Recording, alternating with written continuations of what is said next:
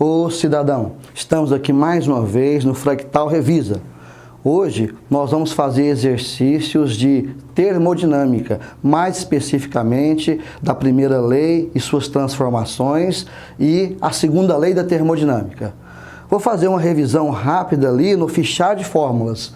Olha, aqui nós temos a equação da primeira lei da termodinâmica, em que a gente pode resumir como o princípio da conservação da energia mecânica. Ali eu diz que calor é igual a trabalho mais variação de energia interna. Então, todo calor é transformado em trabalho ou variação de energia interna. Em um sistema termodinâmico, pode sofrer várias transformações. Nós já vimos isso. É a transformação isotérmica, temperatura constante. Aqui o calor é o próprio trabalho. Transformação isovolumétrica, volume constante. O calor é a variação de energia interna. Transformação isobárica, aqui eu não cancelo nada, o calor é o trabalho mais a variação de energia interna. Nós temos também a transformação adiabática, conhecida como transformação rápida. Aqui a quantidade de calor é zero, o trabalho é igual a menos variação de energia interna. Ou vice-versa, a variação de energia interna é menos o trabalho. E nós temos, por último, a transformação cíclica, que é um ciclo de transformações, onde o trabalho é igual à área interna da figura e a variação de energia interna é zero. Nós temos a segunda lei da termodinâmica, que diz como que esse calor, essa energia se transforma. A segunda lei da termodinâmica nos fala que calor quente de uma fonte quente é igual ao trabalho utilizado mais o calor desperdiçado, calor rejeitado ou calor da fonte fria. Q1 igual a W mais Q2. E a segunda lei, ela especifica uma máquina térmica que funciona em transformação cíclica. E essa máquina térmica tem um rendimento, tem uma eficiência, onde esse rendimento, ela pega aqui, ela mede a quantidade útil de uma quantidade total de energia. Então, ela analisa a parte de energia utilizada em um todo de energia. É o trabalho pela energia total. Tá? Vamos fazer o exercício? Questão 1. Numa transformação isotérmica, um gás ideal recebe 500 joules na forma de calor. Podemos afirmar que o trabalho realizado pelo gás nessa transformação e a variação da energia interna sofrida por ele valem, respectivamente, em joules. Vamos aos dados do exercício 1. Nós temos que a transformação é isotérmica. Ou seja, a temperatura é constante e a variação de energia interna que ele pede vai ser zero. Toda vez na isotérmica, onde a temperatura é constante, a variação de energia interna é zero. Pronto, tem que fazer conta. Variação de energia interna é zero. Bem, ele pede o trabalho. Se eu jogar aqui na primeira lei da termodinâmica, ΔU é zero, o calor recebido é 500, então o trabalho vai ser 500. Olha, muito simples, o trabalho vai ser 500. Dentre as nossas alternativas, ele pede trabalho e variação de energia interna. Tem que ser respectivamente. Então, tem que ser 500 e 0. Está na letra B. Tá certo, pessoal? Um sistema termodinâmico realiza o ciclo ABCA, representado a seguir em 1 minuto e 40 segundos. A potência dessa máquina que promove esse trabalho em watts é... Pessoal, vamos aos dados do exercício 4. Bem, no exercício 4 nós temos aqui um gráfico. Tomar cuidado, porque aqui nós temos as coordenadas pressão versus o volume. Tá? Versus o volume. Aqui tem que tomar cuidado com a unidade. O volume está em metro cúbico, sistema internacional, e a pressão está 10 a quinta Pascal, ou Newton por metro quadrado. Ou seja, a pressão no ponto B é 10. 10 vezes 10 a quinta. A pressão no ponto A é 5. É 5 vezes 10 a quinta. Tá? Isso aqui é importante você anotar. Nós estamos vendo aqui que o gráfico mostra que ele vai aqui do ponto A, ele vai para um ponto B, do ponto B ele vai para um ponto C, e depois retorna para o ponto A. É um ciclo de transformações.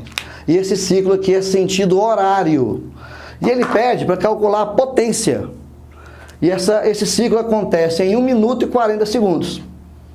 Para calcular a potência em watts, eu preciso calcular o trabalho.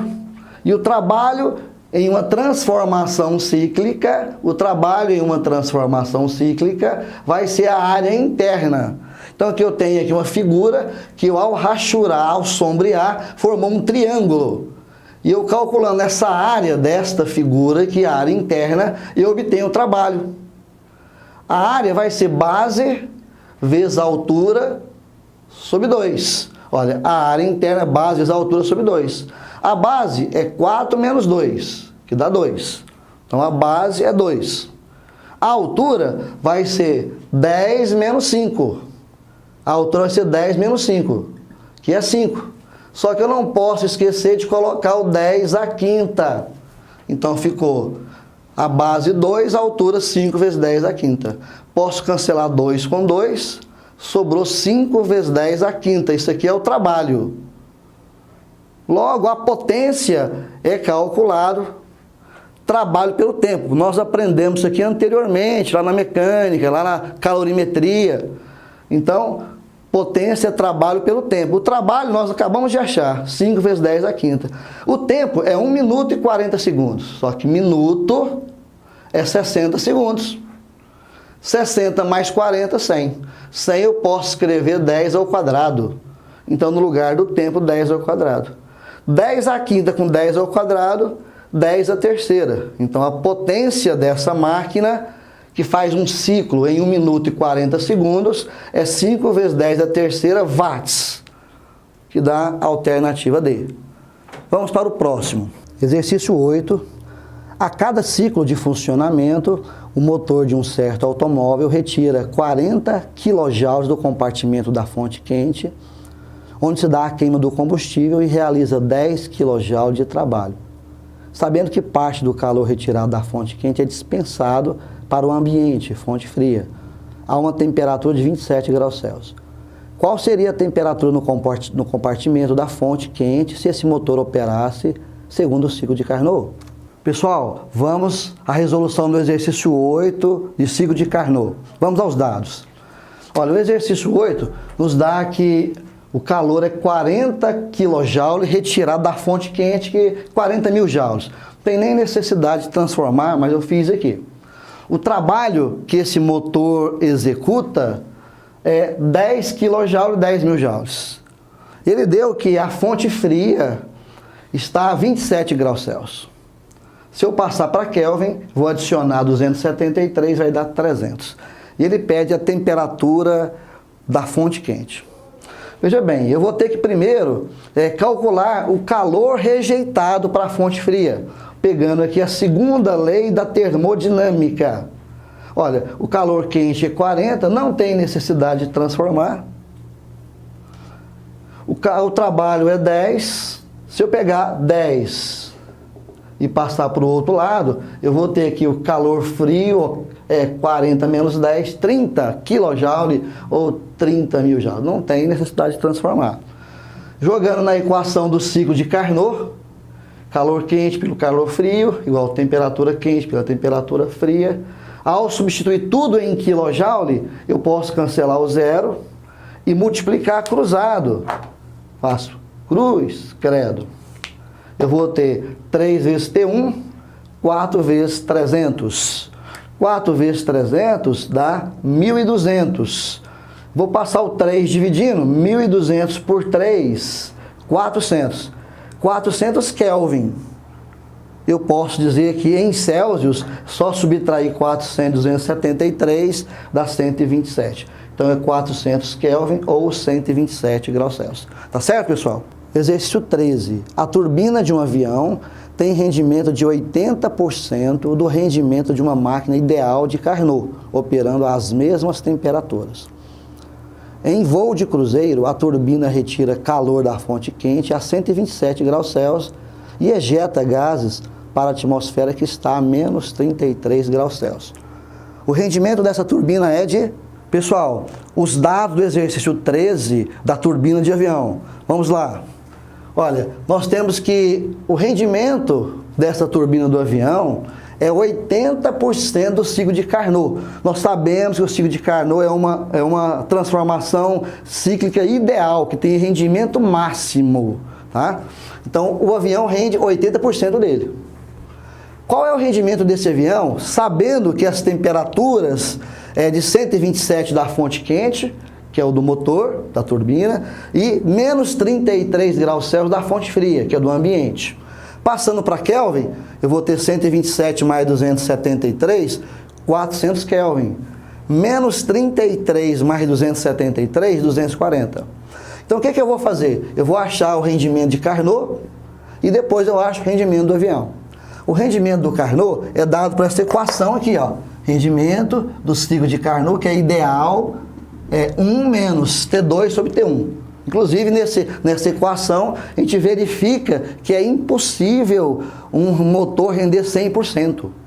Porque para isso acontecer, essa temperatura 2 fria teria que ser 0 Kelvin, não existe. Então, o ciclo de Carnot é uma idealização. Se a gente for calcular aqui nesses dados, temperatura fria 240, temperatura quente 400, essa divisão, posso cancelar aqui, ó, vai dar então 0,6. 1 menos 0,6, 0,4, seria 40%. Então, se o motor funcionasse igualzinho o ciclo de Carnot, ele renderia 40%. Você vê, não chega nem a 50%. Mas nenhuma máquina, nenhum motor rende igual o ciclo de Carnot. Tanto que esse avião rende uma parte do ciclo de Carnot.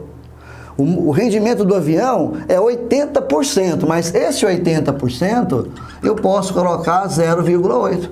Então, o rendimento do avião é 80%, que significa 0,8%. É 80 dividido por 100, vezes o rendimento do Carnot. Como o rendimento do Carnot nós achamos que é 0,4%, então vai ficar 0,8 vezes 0,4. 8 vezes 4, 32, com duas casas decimais. Então, o rendimento do avião é 0,32, em porcentagem, 32%. O rendimento do avião está abaixo do ciclo de Carnot. O ciclo de Carnot é 40% e do avião é 32%. Dessa forma, então, pessoal, nós temos aí a alternativa E. Tá certo, pessoal?